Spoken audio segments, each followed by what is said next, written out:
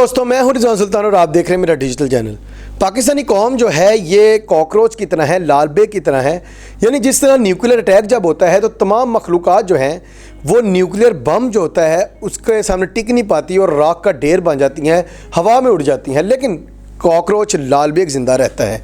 इसी तरह ये पाकिस्तानी अवाम पे जितना मर्जी महंगाई का बम फोड़ा जाए, इन पर जितनी मर्जी जुल्म ज़्यादती की जाए, ये इतने ढीठ हैं कि ये सर झुकाए रखेंगे और सर्वाइव करते रहेंगे। ये अपना हक भी नहीं मांगेंगे, ये एक दूसरे को काट खाएंगे, एक दूसरे को कत्लो गारत का निशाना बनाएंगे, एक दूसरे से छीनेंगे, लेकिन हुक्मरानों से सवाल नहीं करेंगे, उनसे अपना हक नहीं मांगेंगे। तो वो कहते हैं ना कि होती नहीं जो कौम हक बात पे यकजा, उस कौम का हाकिम ही फ़कत उसकी सज़ा है। हसन निसार साहब भी अक्सर कहा करते हैं कि ये वो कौम है, इतनी ढीठ कौम है ये, कि इस कौम को अगर कोई थप्पड़ मार रहा होगा ना तो इसने ये नहीं कहना कि मुझे थप्पड़ ना मारो, क्यों थप्पड़ मार रहे हो, बल्कि इसने ये कहना है भाई टाइम नहीं है, दो चार बंदे होर ला लो, जल्दी जल्दी थप्पड़ मारी जाओ तो सानू फारग करी जाओ। तो ये वो कौम है। इस पे आज बड़ी डिटेल से बात करूँगा।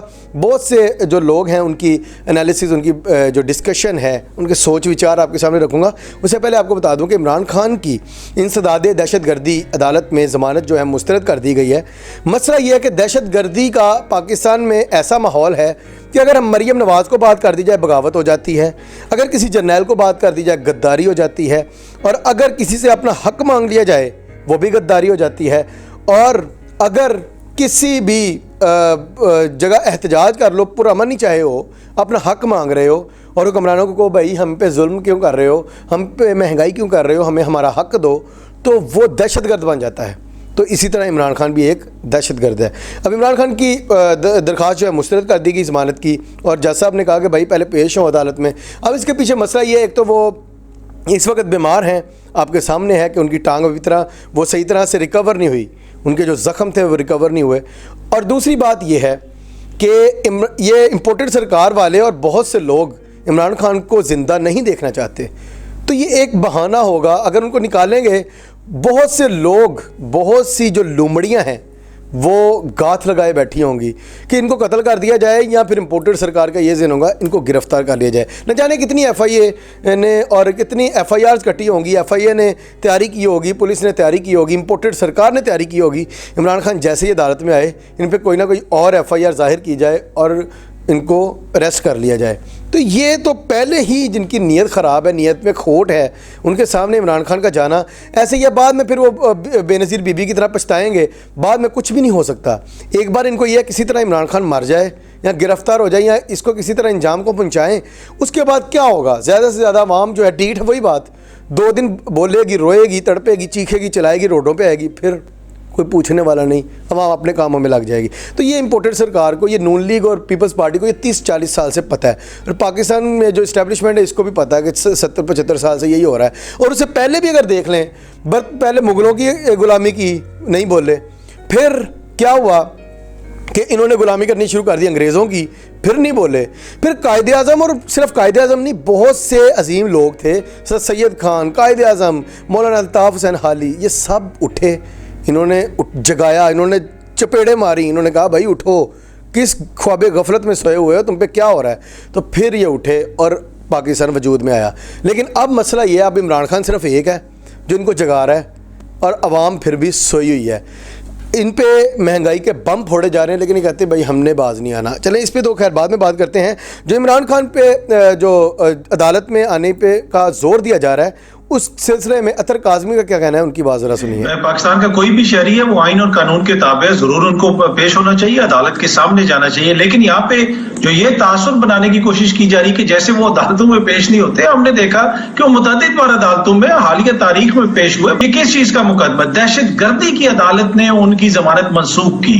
तो इमरान खान पाकिस्तान के अंदर दहशत गर्दी कर रहा है, ये बुनियादी तौर पे मुकदमा है। तो जब आप इस तरह देखते हैं तो फिर आपको यह लगता है कि जैसे कानून को चलाया जा रहा है, जैसे कानून के को सियासत के तौर पे इस्तेमाल किया जा रहा है, तो हो सकता है कि दूसरी तरफ से भी कोई सियासी स्ट्रेटजी हो। अदालतों का ये फ़र्ज़ बनता है, उनका काम बनता है कि जो पावर में होता है वो केसेस करता है, झूठे प्रोपेगेंडे करता है, इंतकामी कार्रवाइयाँ करता है, और जब वो इस तरह के दहशतगर्दी के, बगावत के, गद्दारी के मुकदमे करवाता है तो मुअज़्ज़ज़ जजेस को चाहिए कि एक आइन बनाएं, बल्कि आइन तो बना हुआ है खैर, इस पर अमल दरामद करें कि जो झूठी इंतकामी कार्रवाई करेगा और फिर साबित हो जाएगा ये झूठा केस था, फिर उसके अगेंस्ट भी कार्रवाई होगी जिसने वो केस करवाया है। لیکن بدقسمتی سے پاکستان میں ایسا نہیں ہو رہا.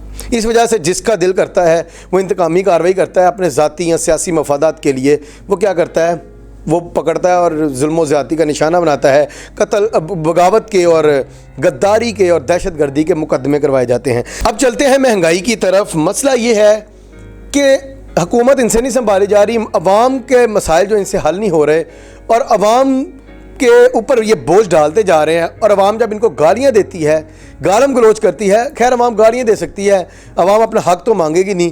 عوام دیکھیں کتنا مہنگائی ہوگی, پیٹرول کتنا مہنگا ہو گیا, بجلی, گیس اور ہر چیز مہنگی ہو گئی, لیکن عوام گھروں میں بیٹھی ہوئی ہے.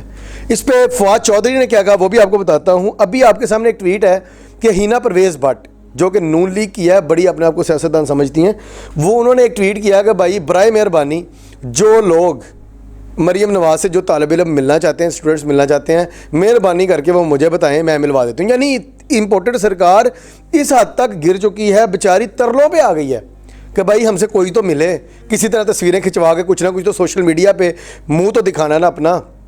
تو کوئی ان سے بات کرنے کو, تصویریں کھنچوانے کو تیار نہیں ہے, تو اب وہ ریکویسٹ کر رہے ہیں. تو اس لیے آپ سے بھی ریکویسٹ ہے, آپ لوگوں نے جس نے بھی مریم نواز صاحبہ کے ساتھ کھڑے ہو کے تصویر کھنچوانی ہے یا ان سے ملنا ہے تو وہ مل سکتے ہیں. تو یہ یہاں تک پہنچ چکی ہے.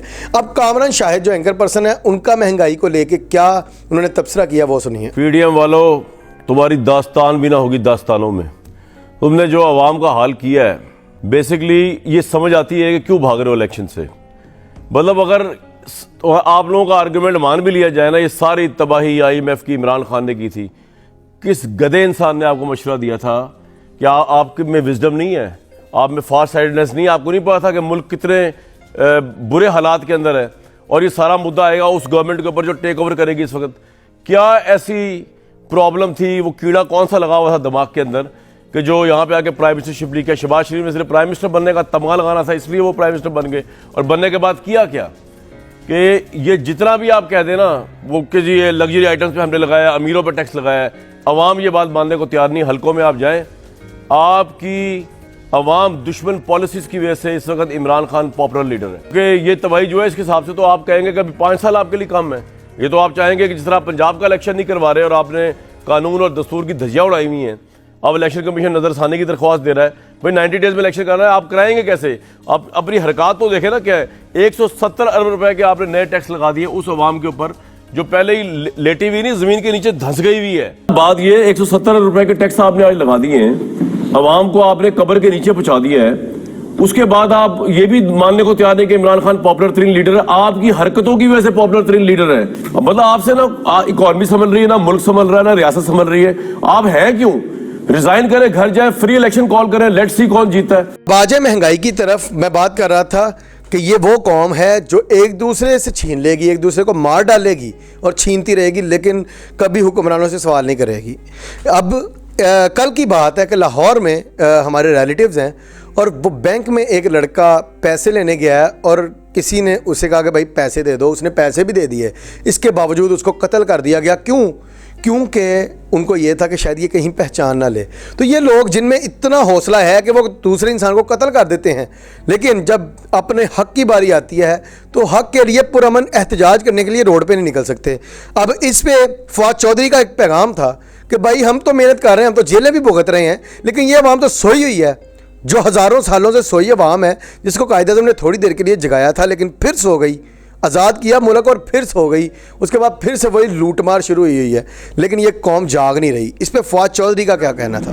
عوام کے اوپر مہنگائی کا بوجھ جس طریقے سے بڑھا دیا گیا ہے, 170 ارب روپے کے جو ٹیکسز ہیں وہ صبح لگائے گئے, اور اس وقت جو ہے وہ پیٹرول کی قیمت میں 22 روپے اور ڈیزل کی قیمت میں 17 روپے 20 پیسے کا اضافہ ہو گیا. یوں لگتا ہے یہ تو کوئی مسئلہ ہی نہیں ہے پاکستان میں. تو سارا اس وقت میڈیا جو ہے اس کا فوکس ہی نہیں ہے. پاکستان کے لوگ جب تک ظلم سہتے رہیں گے تب تک یہ اس وقت آپ کیا کہہ سکتے ہیں. ہر ایک کو پتا ہے اس کے کچن کا جو حالات ہیں وہ کیا چل رہے ہیں. پاکستان کی جو مڈل کلاس ہے اس کی کمر ٹوٹ گئی ہے. لیکن انفارچونیٹلی مجھے نہیں لگتا حکومت میں تو لہروں بانسری بجا رہے ہیں. اور پاکستان کے لوگ بھی یہ ظلم سہ رہے ہیں، اور جب تک جو ظلم سہتا رہے گا اس سے ظلم ہوتا رہے گا۔ جب پی ٹی آئی اور عمران خان کی جو ساری جدوجہد ہے وہ پاکستان کے لوگوں کے لیے ہے، لیکن پاکستان کے لوگوں کو نکلنا پڑے گا۔ یہ صرف عمران خان یا کوئی گنتی کے لوگ جو پی ٹی آئی کی لیڈرشپ ہے وہ ان کی قربانیوں سے یہ چیزیں جو ہیں وہ ٹھیک نہیں ہونی، جب تک پاکستان کے لوگوں کو یہ احساس نہیں ہوگا کہ ان کے اوپر کس قدر ایک فسطائی حکومت مسلط کر دی گئی ہے۔ دوسری طرف جو لفافہ صحافی ہیں وقار ستی جیسے، یہ جیو نیوز میں جتنے بھی اینکر بیٹھے ہیں نا، یہ سارے کے سارے بد زبان، گھٹیا، بے شرم، بے غیرت، اور ان کی زبان درازی اتنی زیادہ ہے کہ آپ سوچ بھی نہیں سکتے۔ یہ وقار ستی جو ہے یہ ایک وہ شریف سا بندہ تحریک انصاف کا رہنما، ان سے یہ بدتمیزی کر رہا ہے۔ اگر میرے سامنے ہوتا نا تو میں اس کے منہ پہ تھپڑ لگا دیتا۔ اب اس کی ذرا گفتگو سنیں۔ انہوں نے بٹھائے ہوئے اس طرح کے لفافہ صحافی کہ چینل پہ بیٹھ کے لوگوں کی عزتیں اچھالتے رہیں۔ عمران خان جو اپنی بیٹی کو انصاف نہیں دے سکتا اور کسی کو کیا انصاف دے گا؟ مجھے بتائیں آپ، یہ جعلی جھوٹا صادق اور امین کس نے بنایا تھا؟ یہ میرے ملک کو کھوکھلا کر گیا، یہ ملک کو تباہ کر گیا، اداروں کو تباہ کرنے کے در پہ ہے۔ یہ دوسرا مجیب الرحمان بننے جا رہا ہے، یہ دوسرا الطاف حسین بننے جا رہا ہے۔ وقار بات کرتے ہیں آپ بھائی، سن تو لو بھائی، رسپانس میری طرح کیوں نہیں لیا تھا بھائی؟ ایک گھنٹے سے میں سن رہا ہوں ان کی بکواس۔ یہ سیاستدان ہے، یہ سیاستدان ہے، یہ عمرانڈو ہے، عمرانڈو بات تو سن لے بھائی، عمرانڈو ہے یہ۔ سن تو لو، اور بات سن تو، اور بات تو سنو بھائی، یہ اپنی اوقات پہ آگے نا، یہ تمہاری اوقات ہے، یہ تمہاری اوقات ہے، you are not a journalist، یہ تمہاری اوقات ہے۔ مسئلہ یہ کہ عثمان بصرہ ایک باززبان انسان نہیں ہے یا شریف بندہ ہے۔ یہ وقار ستی کو میرے سامنے بٹھائیں اور میرے سامنے اس طرح بات کرے یا مجھے کہیں ہاں بکواس، تو میں اس کی ماں بہن ایک نہ کر دی تب بات ہے۔ کسی ٹکر کے بندے سے پنگا لے کے یہ دیکھے، ٹھیک ہے، اتنا بڑا منہ لے کے آ جاتے ہیں، بیٹھ جاتے ہیں اور اتنی بدتمیزی کرتے ہیں۔ اور یہ وہ انسان ہے جو انڈیا کے اینکر ہیں نا، وہ فضول قسم کے جو ایسے کر کے اکڑ کے بیٹھ جاتے ہیں، ان کی ایکٹنگ کرتا ہے اور اس کے پلے ہے کچھ بھی نہیں، اور بدتمیز گھٹیا ترین انسان ہے یہ۔ خیر، دفاع کریں اس کو، اپنی رائے کا اظہار کمنٹس میں ضرور کیجیے گا۔ اگلی ویڈیو میں ملتے ہیں، تب تک کے لیے اللہ حافظ۔